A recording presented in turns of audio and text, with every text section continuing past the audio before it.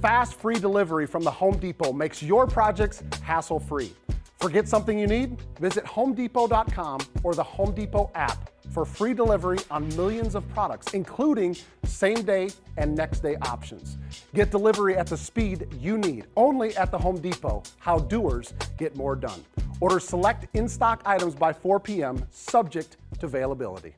We have been told that we are the big boys in town. Well, he's yapping. He's into it. I'm talking about he is like lit. He's about to start preaching. Let everybody say amen. I can get chills a little bit thinking about what these two guys could be. And welcome back to the Falcons Audible presented by AT&T. And we are so pumped because we are finally here for week 1 of the regular season. And you know what? We are so pumped that we lost a member of our crew. DJ Shockley is not going to be joining us this week. We didn't lose him. He's tied up with some Georgia Bulldogs responsibilities in Athens. Not able to make it with us today, but that's all right. You got us two here, Dave Archer, Derek Rackley here, and we are so excited to actually kick off week 1, 2025, regular season. And guess what, everybody? No more discussion about watching backups or anybody else not playing in games because we get all Bring them out. That's right. Tell them about it, Arch. Bring them out. Come on. It is officially week 1. We are so happy about that. Before we get rolling, make sure that you tune into the pregame show this Sunday at noon, Atlanta Falcons YouTube channel. Myself, Taylor Vismore, will be breaking everything down. You see me pointing at him right there. Pointing at me. Yep, that's right. Getting you all ready for the game. We'll be live from Mercedes-Benz Stadium for home games. And then if you can't watch the game for whatever reason, make sure you listen to this guy. I'm going to point over here. Okay? Dave Archer on Atlanta Falcons Radio Network. All right, make sure you listen to him as he ends up calling the game for our Atlanta Falcons. Before we get into it, we just had an announcement over the weekend. Atlanta Falcons announced their 2025 captains for this year. So the captains for this season will be 6 of them, by the way: Jesse Bates, Caden Ellis, Chris Lindstrom, Jake Matthews, Michael Penix, and Bradley Pinion. Arch, when you heard the list of names, what was the first thing that stuck out to you? Yeah, not surprised at the names that were on the list. You and I have both had the pleasure of being captains. You're a special teams captain, obviously a captain on the offensive side for me. It's an honor. There's no question about it. A lot of times it's voted on by your teammates. Sometimes the coaches make selections. Sometimes it's a combination of two. I think that's the way the Falcons do it, in a combination of the coaches saying, hey, we'd like to have this guy as our captain, and our teammates say, hey, this guy deserves to be a captain. So I think that the names that were on the list, the names you just read off, are guys that are all going to have to play prominent roles this year for this team to be a pretty good team, and certainly are guys that have stepped forward in this offseason. I think we probably have talked about all 6 of these guys at some point during our podcast as we've led to the 2025 season of how they've kind of inserted themselves as leaders in some capacity, talking to younger players, talking to the media, whatever it is. So I think the 6 guys are definitely good picks. Yeah, 3 of the players have been named as a captain for the first time for the Atlanta Falcons. 2 of them first-time captains overall. Caden Ellis, his first election as a captain, as well as Michael Penix Jr., his first election in the NFL as a captain. Bradley Pinion, his first year captaining the Atlanta Falcons, but his 3rd overall. He had a couple years where he was a captain for the Buccaneers. Jake Matthews leading the charge at his 5th overall year being elected as a captain. So those are your 2025 captains for the Atlanta Falcons. You'll see them out there for the coin toss. You may see some other guys every once in a while. If a guy did something great in the previous week, he'll get to go out and do the coin toss. Maybe somebody on special teams, offense or defense, but these are the guys that were elected for the season-long captains for the 2025 season. So, Arch, as we get into week 1 here, let's start a little bit more 30,000-foot view here. We're on the Falcons team chart. Well, actually, you're on the Falcons team charter. I'm not. But we're looking out the window, okay, at the Atlanta Falcons, and what is the expectation for this team? I mean, every team in the NFL goes into the season saying, our goal is to win the Super Bowl. But sometimes it's like you got to take a step or two before that, before you think about Super Bowl. What is the expectation for this team? Well, I think that the expectation is exactly that, Rack. I think that when you get ready to kick off your season, there's an expectation that the quarterback's going to play a certain way. There's an expectation that these new guys you've blended in on your defense are going to create some of that havoc you've been looking for on that side of the ball. You've got a coordinator that's new on that side of the ball that, oh, by the way, has just coordinated the number 4, number 3, number 3 defenses over the last 3 seasons in New York, that he's going to bring some of that juice here. So that expectation ramps up what maybe some of those players that you've added to your team. Some of those veteran guys coming back, the Caden Ellises of the world and Jesse Bates of the world, can they keep their play at that premium high level where they can continue? But you expect them to do that. Yeah. I think that probably expectation, the most expectation for fans, I would think, Rack, is probably centered around the quarterback and his ability to throw the ball everywhere on the field, which we're going to see. Yep. Bijan Robinson coming back after a monster year last year. Yep. Do you get a duplicate, or do you have something that steps up even higher than that? And then the expectation of what can you be from a defensive standpoint. So when you start talking about where do I gauge, I think expectation level is really high. And I think the floor for this team is much higher than it was in previous years because of the talent. What do you think? Yeah, no, I would agree with you. I think from a personnel standpoint, we talk about this all the time. Like you can coach your face off and everything, but if you don't have the Joes, like if you don't have the dudes, it's just hard to win a National Football League because everybody is so good, and certain teams have certain players that are just that much better than everybody else. The Josh Allens, Lamar Jacksons, the Patrick Mahomes of the world, those guys, they're not only so individually talented, but they rise the level of play of everybody up around them. They make them better. I always go back, Arch, and I think about Tom Brady when he was in New England. Outside of Randy Moss for a couple of years, think about the wide receivers that he had, okay? He didn't have a Jefferson. He didn't have a Chase. He didn't have an Adams, right? But he made those guys all that level of player because he was so demanding in what he did that Tom Brady got the best out of every single person, and he made them even better, right? So there's those kind of transcendent players in the National Football League. So I would agree the talent level has increased. That's why you said the floor has increased for this team. I would say expectations, in my opinion, because if you ask a coach, if you ask a player, a lot of times you're going to say 1-0. Like, all we're worried about is winning the game this weekend. But guess what? When you're in the media, you can talk about it however you want. And I'm going to say it's going to be get to the postseason by winning the division. And the reason why I say that is I'm going to go back to something Raheem Morris said all the time is we want to outrun the South. Well, you outrun the South, you make it into the postseason. And the fact Arch mentioned the New York Jets, talking about Jeff Ulbrich coming from the Jets. Oddly enough, the Jets are the team in the NFL that have the longest active playoff drought at 14 seasons. You know who's number 2? Atlanta Falcons and Carolina Panthers. They're tied at 7. Okay, so to me, it's let's take steps. That's kind of why I said, does it take steps sometimes? Let's take steps. Yes, I want to win a Super Bowl. Everybody in Atlanta wants to win a Super Bowl. But you can't win a Super Bowl until you get into the postseason dance. Right? Yeah, and I agree with that. The thing that fans will point to is, wait a minute, we started the 15 season, what were we, 4-0, 5-0, and then kind of stumbled down the stretch and didn't make the playoffs. The next year you were in the Super Bowl. Yeah. And so it can happen pretty quickly. Not guaranteeing anything here, but it can happen pretty quickly with the right blend of coaching and the right blend of the players. And I think that there's an expectation that, yes, step by step, you get things done. Early on, it's going to be difficult. You've got a really interesting schedule to start off with. Got a couple of division games. Can you get off to a good start? Get the ball rolling, get that momentum going? Can you make the bends, that home field advantage like the Dome was back in 16 where, that man, you didn't want to come in there. It was really difficult to play. But I wrote the same thing at the top. Must make the playoffs, win division. Yeah. And so you're right. You can't put the cart before the horse. Right. You gotta go ahead and take care of things each week. But there is an expectation level, I think, from this community. I think there's an expectation level from this organization. Absolutely. That they're a playoff caliber football team. And once you get there, I mean, you can throw the dice in the air. I mean, how many times have we seen teams, whether they win the division or the number 1 seed? We were a number 1 seed, didn't make it. Green Bay was a 6 seed, came in here, went to the Super Bowl, went to the Super Bowl.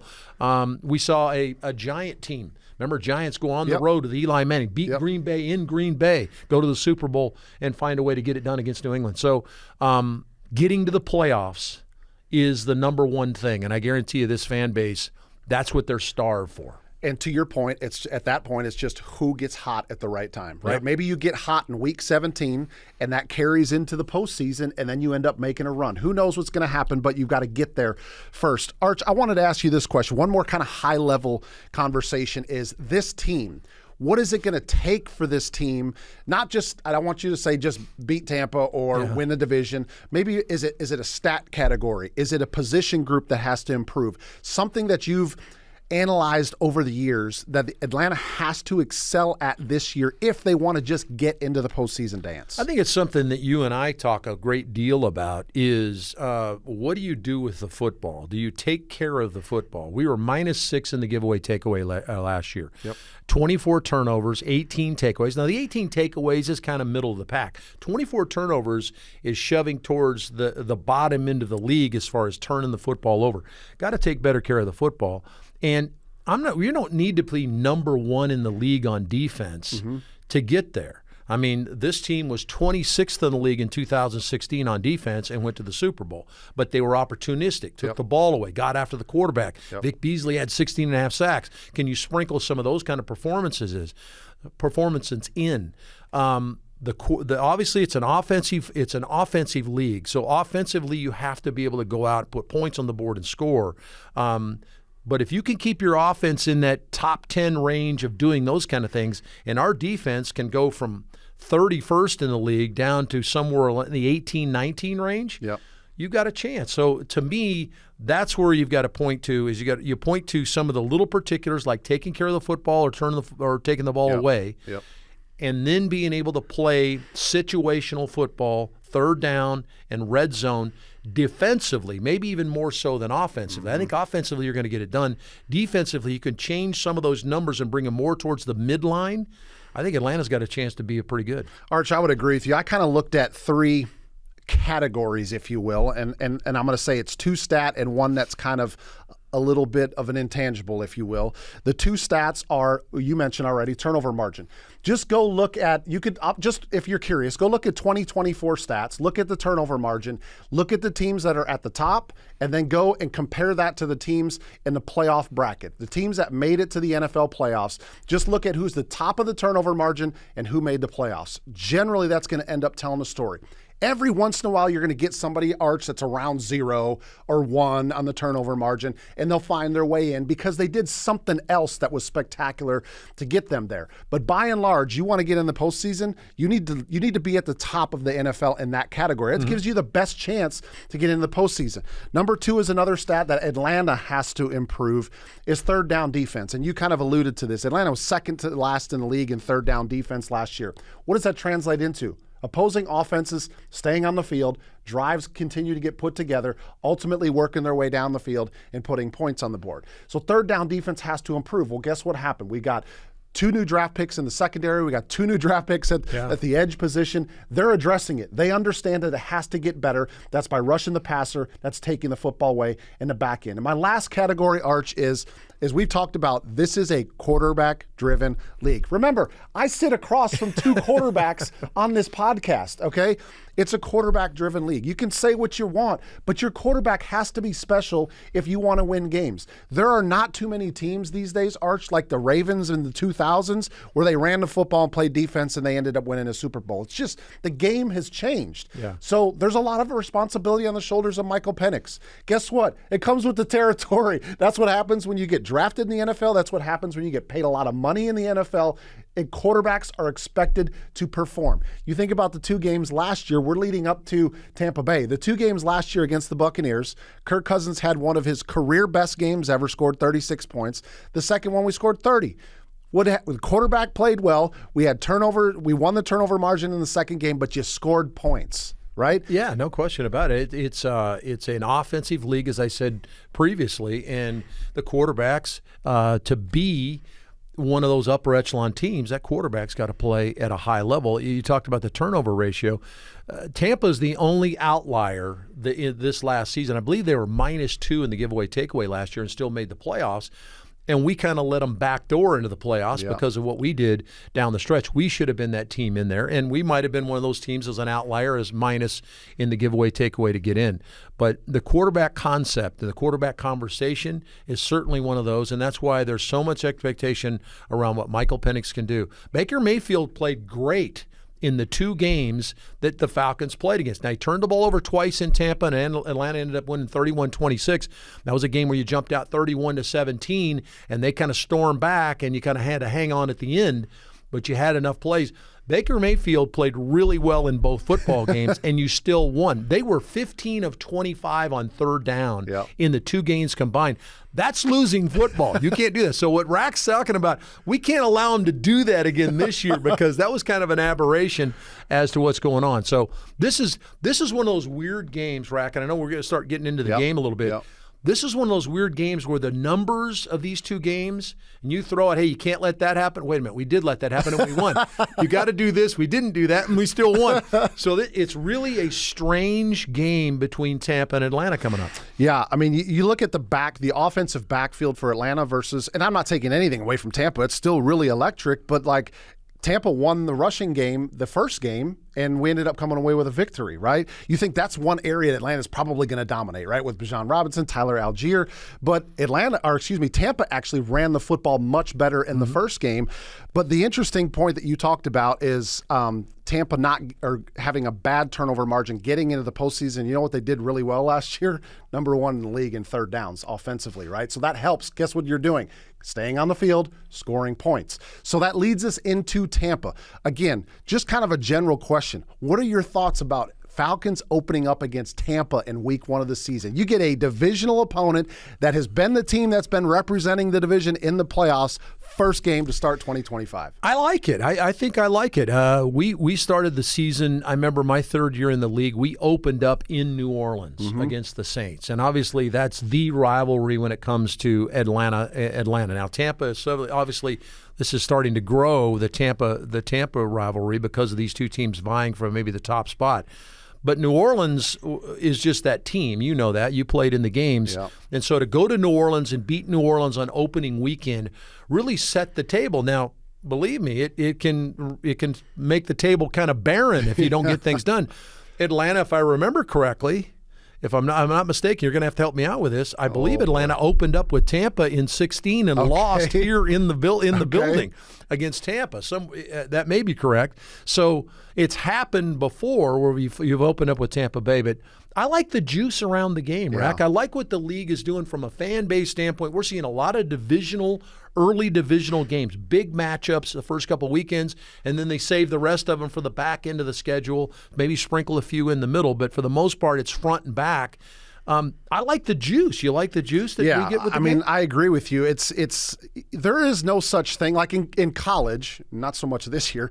In college, a lot of time you get warm-up games, right? You get what they call the guarantee games, where one big school is paying a much smaller school a whole lot of money, like $1 million, $1.5 million, and they're basically playing them to come in and get their butts whooped, right? So the bigger school can make some mistakes, get on track, get a little confidence, score 50 points, and maybe give up 3 points, and you kind of got a good feel-good story going into the rest of the season, right? A chance to kind of get things polished up a little bit. Well, that's not the case anytime in the NFL, and specifically when you start with a divisional game, because you always kind of talk about these as being 2 for 1, right? Yeah, like, no question. Not only is it a win, but it's a divisional win and gets you one step closer to having the best record in your division and getting to the postseason. So I like it. It probably puts... And again, I'll be honest with you, I didn't follow Tampa's preseason. I don't know how much their starters played or they didn't, but I know that Atlanta's did not very much. And so that's even more important for them to come out sharp in the very first game. I'm sure they got plenty of good work in the scrimmages that they held here at the facility, but you don't really get an opportunity to get back holding penalties and personal fouls that end up backing yourselves up on the chains or giving them first downs on the defensive side of the ball. So that stuff has to be sharp to start game 1 if you want to come away with a win against a divisional team.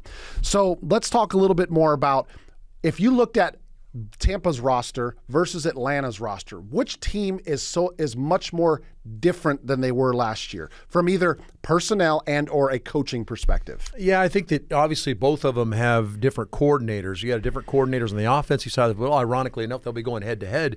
New coordinator, Grizzard, takes over as the coordinator down in Tampa. He had been their pass game coordinator, so he'd been with the organization before. And as it turns out, Jeff Ulbrich, who comes in here as a defensive coordinator, he's been with the organization before. It just was a few years ago. So there's some similarities when it comes to that. And those two coordinators will be facing each other a little bit. When you start talking about the rosters, I think Atlanta's roster, to me, from an impactful standpoint or a standpoint where they're going to step in and play right away, I think I would lean towards Atlanta's roster's different. Yep. And obviously, you've talked about it. The defensive side of the football more than anything else, going to have a different quarterback, obviously playing against Tampa than you did in the first two games. Cousins played in those first two games. Penix takes over as the quarterback. But when you look at Tampa, you're probably talking about the young receiver at Ohio State. Ibuka will step in. Godwin, we don't know, but right now while we're recording this, it looks like Godwin's going to be probably held out for the first couple of games of the season. We may see Tristan Wirfs, their outstanding tackle, may miss. Well, we've got a tackle missing as well, so there's some mirroring there a little bit. But if I had to point to different rosters, I would say the Falcon roster feels much more different than maybe Tampa's roster. I would agree. I mean, I look at the 2 first-round picks on the defensive side of the ball and the fact that they can make a difference. I look at the other draft picks in the defensive backfield that we've recently found out are likely going to be starting and playing a lot of football in the backfield along with Jesse Bates. And yes, you could probably say it's a wash when it comes to the coaching with 2 new coordinators. And then, of course, you got a new quarterback with Atlanta. So there is a lot of differences there, enough that Tampa can take a look at. And again, to your point, as we record, we won't find out until officially later on this afternoon, the first injury report that comes out.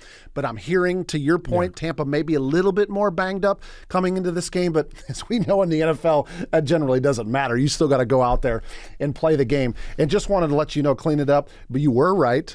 2016, 31-24, Tampa over Atlanta at home to open the 2016 season. So not trying to mirror the 16 season, not trying to cloud you guys' minds and stuff I just like wanted to make sure everybody knew he was correct. Well, and to your point, in that, not to spend too much time on 16, if you go back, Atlanta loses to Kansas City, I think the second weekend of December, to go to 7-5 that year. And like you said, it's when you catch fire. Do you catch a run at the end? Obviously, Atlanta did that and ran to the Super Bowl. So, again, just throwing it out there. I know that the fans don't want to hear about that.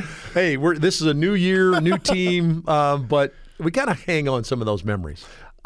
Speaking of memories, Arch, you're uniquely – that was difficult for whatever reason. Uniquely qualified to answer this question because you've covered a ton of Falcons, Buccaneers games in the past. So I want to ask you, from all your experience covering this matchup, what does it generally come down to? Is there 1 or 2 things that it generally comes down to, or is it something different every year as far as matchups?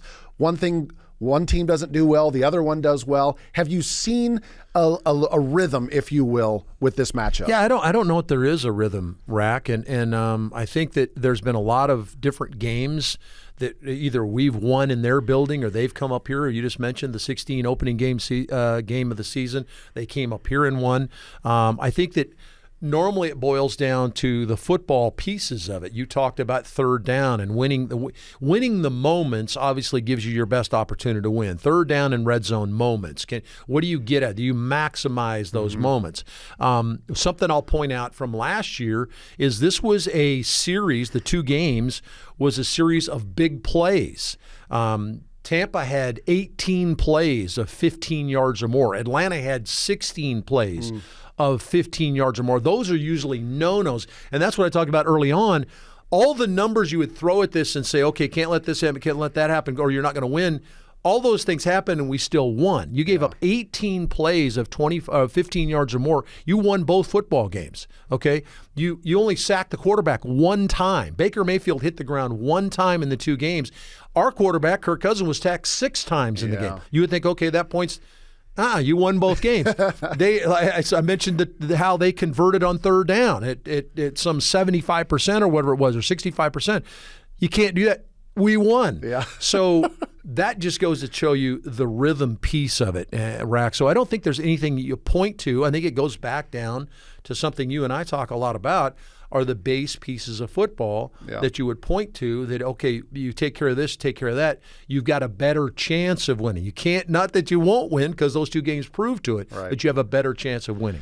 In the first game, Tampa ran the football better than Atlanta did. 160 yards on the ground. Turnover was a wash. Both teams had a turnover in that game. And what did it come down to? a quarterback in Kirk Cousins that played out of his mind, right? Sometimes that happens is you get a player, a lot of times it's a quarterback, they touch the football every single play offensively. When they play spectacular, good things happen. And in the other matchup, the one down in Tampa, as we talked about, Tampa had 3 turnovers. You win a turnover margin 3-0, it is extremely difficult to win in the National Football League, and I don't care who your quarterback is. That's a stat that you can look up. I don't have it at my discretion. When you lose 3-0 in a turnover margin, how many teams actually win the game? It's extremely difficult in the NFL. So you just never really know what it's going to come down to in this type of game. You mentioned Baker Mayfield not getting sacked. He's one of those quarterbacks, Arch, that I don't know. The first word that comes to my mind is Houdini. Like, he finds ways to either keep the play alive, get rid of the football, or sliding out of some tackle and making something out of nothing. He's got a little bit of Mahomes to him, right? The little bit of off-script talent that not a lot of people do. And I think that's part of the reason which makes their third down numbers so good. And him individually is how he's playing so well. It's incredible, Rack, when you think about his career where he started out in Cleveland and really actually played well early on in Cleveland. And then things kind of got sideways, whether it was the coaching or whether it was the organization or whatever. He obviously is culpable in there as well, doing a lot of commercials, living at the stadium with his wife. All that stuff that goes on with Baker, and then the bounce. He bounces to a couple places, then lands in Tampa, and here's this resurrection of his career, the blend. I give him credit for keeping his nose to the grindstone and continuing to work, and that's where, to me, he's one of those grinder type of guys. He's Joey Bag of Donuts, right? There's nothing that, he's great moving around. Yeah, he's okay moving around, but he like you said, he has the ability to step out of that box. You got him in a box. Nope, there's no handcuffs on me. I'm out. And he makes that play that just kind of keeps things going. And I know one thing, that team down there, if you listen to everybody talk, they have tremendous belief in what he is as their leader on the offensive side of the football. You go back and he played really well in both games. He had the couple turnovers in the game in Tampa, but he's a guy that, to me, you're not going to pick out as, okay, name your 5 best quarterbacks, or maybe even name your 10 best quarterbacks in the league. He might get left out of that mix, and he shouldn't. He's playing at that kind of level. Let's talk about a couple of matchups here. Okay. The matchups that you look at in this game, whether it's player versus player, it's unit versus unit, maybe it's coach versus coach.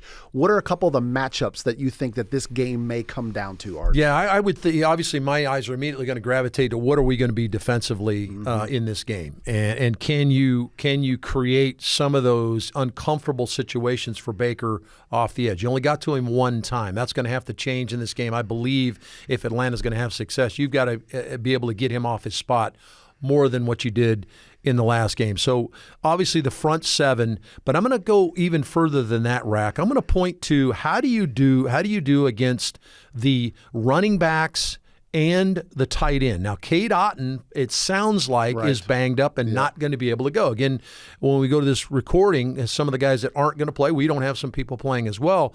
Otton was outstanding against Atlanta in the last 2 games, especially the game down in Tampa. Had almost 100 yards receiving and 2 touchdowns in that game. And Baker likes to throw the ball to the tight ends and the running backs. If you go back, he had 46 completions, I believe, in the 2 games, or 56 completions in the 2 games. 30 of those went to the running back and the tight end, somewhere in that number. So he likes to distribute the ball. Bucky Irving is an outstanding receiver. John White's an outstanding receiver. And we talked about Cade Otton a little bit. So I would say the Falcon 7, maybe include a safety there, maybe a nickel or something, trying to defend that easy throws, the underneath throws, and it equates to, I'm almost jumping forward here as far as keys, but a key for me defensively will be how well do you tackle? Because you just talked about earlier, a lot of the stuff that was going to go on in this game, nobody's really done. We can do thud tempo out here in practice. None of these guys played in the game, especially secondary guys and your main linebackers. Divine Diablo and Caden Ellis, 2 good tacklers, but haven't had to do it.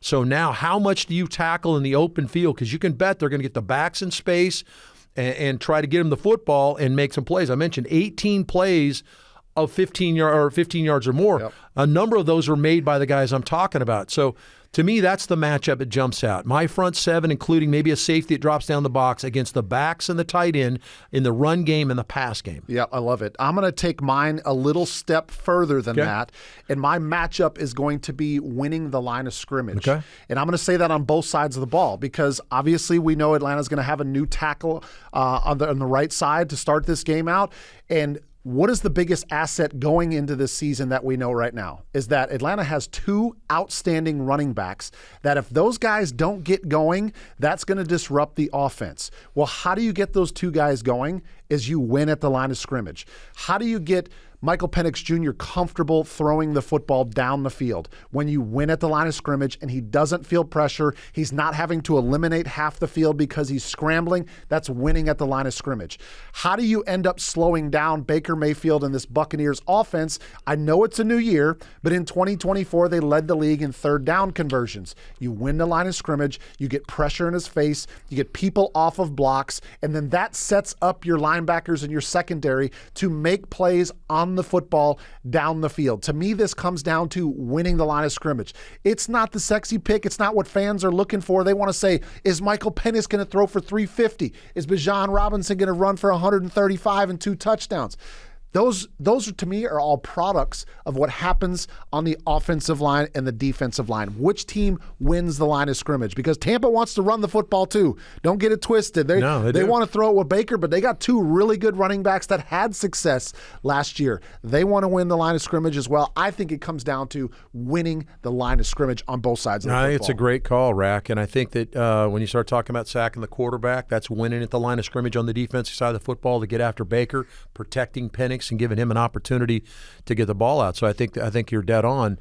I think that even with all of that, even with what Rack and I just said, if you look at these two games last year, a lot of that stuff happened and we still won both games. A lot of it didn't happen and we still won both games. So even with all the numbers and things and the rudimentary pieces of football that you're supposed to take care of, it can all go screwy and you can still win the game. So all that being said, this will be an interesting matchup, and you can bet how much. Here's a question for you, Rack. Yep. Okay, think about.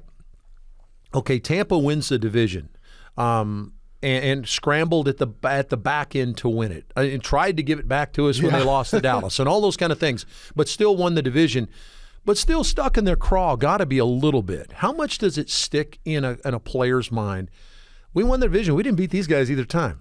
I mean, you got a leg up because you won the division. How much is that maybe even more magnified because it's the opening day game that you're being reminded, hey, you didn't beat these guys either time? Yeah, I think there's so many different angles that you can take as far as how a team, how players, how coaches, or however they motivate their team. Like, what is the message from Tampa's side? Like, y'all, we won the division last year. We went to the playoffs, but this team beat us twice. Like, are we going to let that happen again?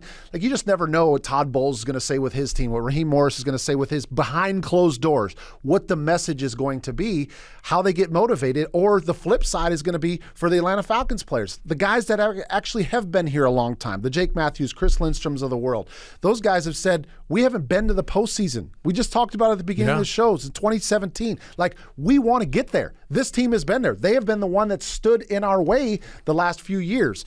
Every team, every player has an individual motivation. It's just, how can you use that and harness it, but stay focused on the task at hand? And so I'm going to bring this back to you, and you kind of let us down to one key in the game. Give us one other key that you think is big for Atlanta. We always talk about keys as analysts, right, going into the game. Keys. We talked about matchups. Arch led us to a little bit of a key. Let's get one more key from you before we close this out. All right, so I mentioned tackling. To me, tackling on that side of the football, the defensive side of the football, is going to be key. There's no question about the fact that you got to tackle guys in space, and I talked about the distribution of the football and those kind of things.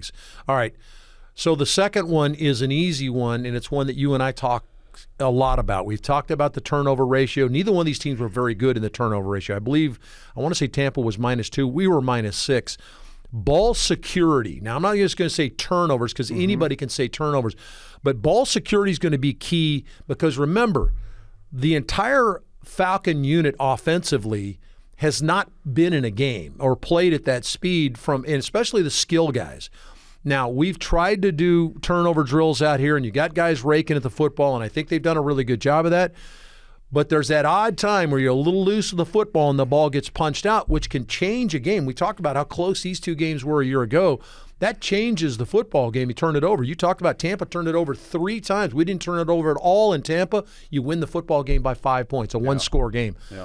Ball security for me, and then an ancillary piece of that is the matchup. Maybe we can talk about that in a second. Tell me your keys to when we get into this game. Yeah, it's what I'd kind of thought about is kind of an extension of what you were just talking about. Offense hasn't been out there. Starting defense, by and large, has not been out there. So one of my big keys in this game is which team can Atlanta play with a clean operation? And what does that mean?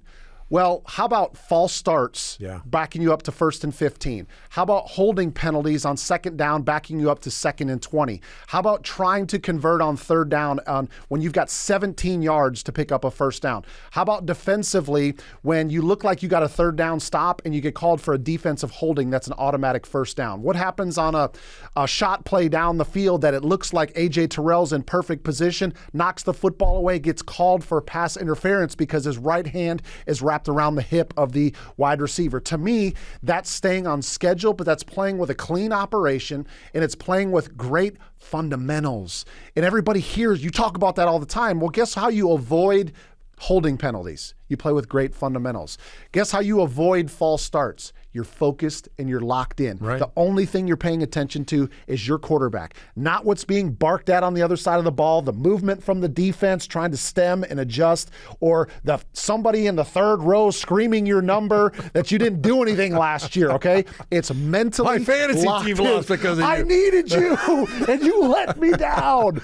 So those are the things that we always talk about staying on schedule, but I wanted to expand it so you guys all understood what we were talking about is that it's hard at any level of football to convert on 3rd and 17. Well, guess what? Stay out of it. Yeah. At all costs, stay out of those situations. You can convert in the NFL on 3rd and 4. 3rd and 17 is extremely difficult. And we had a guy when I was playing named Michael Vick that might have been one of the best ever to do it because he could run like nobody else could. He covered up a lot of blemishes. Yeah, he sure did, right? So a clean operation is what I'm looking for. Now, you were kind of leading towards matchups and stuff. I think it's such a good call because of what we've been kind of the overall feeling of this is there's a bit of unknown. Tampa, Baker Mayfield didn't get on the field. There's a lot of things that they don't know potentially about their team or that they're going to be dusting the rust off, if you want to put it in those terms. And what is one thing that you got to kind of get up to speed on is fundamentals. When you finally get back on the field and you're at game speed, as much as you try to simulate it here at Flowery Branch, it's hard to do because you don't want to hurt each other. So now all of a sudden you're at game speed. It's ramped up a little bit more. Ball security. I want to get off the ball on that guy, and I'm jumping a little bit. All the fundamentals you're talking about, was that foot where it was supposed to be? Is that hand where it's supposed to be? It's magnified significantly, so rack all over it with the fundamentals. Okay, so how do you create a situation where you got a young quarterback? How do you create an atmosphere where he can flourish? And to me, one of the keys, and I know you feel this way as well, Zach Robinson and the game plan they're putting together for the Falcons to give him an opportunity to not only distribute the ball to London and to Pitts and to Bijan Robinson and everybody, how well do you kind of get him situated? Because you can bet who's one of the best defensive coordinators in the National Football League and a guy that will blitz you when he gets off of the bus. Yeah. Okay, he's blitzing you in the parking lot, let alone waiting to 3rd down or waiting to 2nd and long. Todd Bowles is going to have some looks that we've been talking about these 2 games from a year ago. We might not see any of that. Todd Bowles is going to have different things and different ways to come after Penix that he's never seen before, let alone seen on tape. Yep. So to me, that matchup between, we talked about the new defensive coordinator here in Atlanta and the new offensive coordinator in Tampa, and that's intriguing, and how's that going to match? How about the venerable one that's the defensive coordinator down there in Todd Bowles and Zach Robinson, who guided Atlanta to a top 10 offense here a year ago?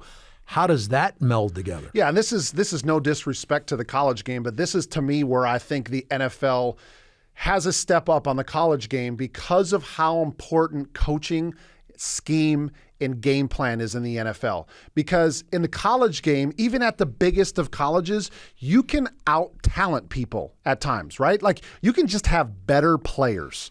That generally does not happen in the NFL. The worst team in the NFL still has Pro Bowl caliber players. So that's where scheme and game plan is so vitally important to win. So to answer your question is Zach Robinson has to take all of the information that he had from Michael Penix's rookie season, the offseason, training camp, OT, all that stuff, and figure out, okay, what does he do the best? And what's going to get him the most comfortable within that first, call it 10 or 15 plays that they generally script. Right. If they can stay on script, right? Is how do we get him comfortable? It's pound the football, get Bijan and Tyler, get them 6, 7, 8. So then now you got defense starting to come down and pay attention to the run game. But then where is Penix most comfortable? Is it a slant? Is it a hitch? Is it a flat route? I don't know the answer to that question because I don't talk to Michael Penix Jr. all the time. That's what your offensive coordinator gets a chance to do, is see him all the time and what is he the best at, and then you get him going there, and then you let that open everything else up. And if you can get that part early, then everybody calms down, and then you can start taking your shots downfield. You can get a little bit more creative. But if you get stuck coming out the box and you can't pick up 2 yards, then that first 15 plays, that goes out the window. Yeah, right? that's great. The script's gone. We got to go to plan B because this ain't working. Well, right? and it's a good point, too, because in Rack and I can pontificate on this forever as far as scheme and how you approach. Remember, there's a possibility when you come out of the box that everything Rack just talked about, running the football, being at second and 4, or third and 4, third and 3, that doesn't work out. They gang up against the run. They said, hey, we're going to make the new quarterback beat us. We're going to take the run away, and now he's going to have to make some plays downfield. You can bet that Zach Robinson has another plan in his pocket. Okay, what happens if my quarterback doesn't get off to a fast start? Or what happens if I don't give him the opportunity to make some plays, which I'm trying not to, but let's say he misses some. Let's say he's a little nervous, which it doesn't sound like Penix gets. Let's say he overthrows a couple, and all of a sudden I need to get him in a rhythm. Mm-hmm. There's going to be an adjustment, and that's what's beautiful about the National Football League. All the plans and all the numbers and all the things Rack and I are throwing at you can go completely up in smoke. You can just throw it in the air. That would I do. Now, even more paramount about what Rack's talking about is the coordinators now, those adjustments, in-game adjustments, Yep. where you say, okay, my quarterback's off to a slow start, or we're not doing very good in man coverage. We need to adjust that. Whatever it might be, that's where these coordinators take it to another level. That's why they're coaching at this level. That's why they're coordinators at this level. And bet that, as well as Todd Bowles and his staff have alternative ideas of how to do things. So do the Falcons as well. You have to be able to adjust. This is a big boy league, and you get ready because you're going to get thrown a curveball at some point on Sunday. I can tell you that I warned you when we started the show that we were excited. We didn't have shock. We didn't have shock here today, and me and Arch are just out here going, and we could probably go for another 30 to an hour to an hour and a half to. You guys don't want to hear that. So we're going to let you go. Thanks so much for joining us here. Pregame show at noon. Pregame show on noon, Sunday. This guy right here. And he's going to be Taylor Vismore on Monday at 1 o'clock on Sunday. So yeah, on Sunday. Sure I think I'm in the building. Yeah, you're going to be in the building as well. Shock will be in the building building as well. Yeah. All three of us will be in the building on Sunday. And just so you know, Falcons Audible will be back every Wednesday throughout the regular season. So that's when you need to set your alarm, or however it is that you get your YouTube podcast, your Apple podcast, on Spotify. Set your alarm on your phone to Wednesdays to check out the guys, and generally we will have DJ Shockley back with us, as he was not able to join us this week. However you choose to join us, we are happy to have you. I told you we were excited. Me and Arch getting ready for Let's go, week baby. 1 of the regular Week season. 1. It's coming. Divisional opponent, Tampa Bay Bucks, coming here to the Mercedes-Benz Stadium. Rise up. Rise up, baby. Thanks so much for joining Falcons Audible, presented by AT&T. We will see you next week.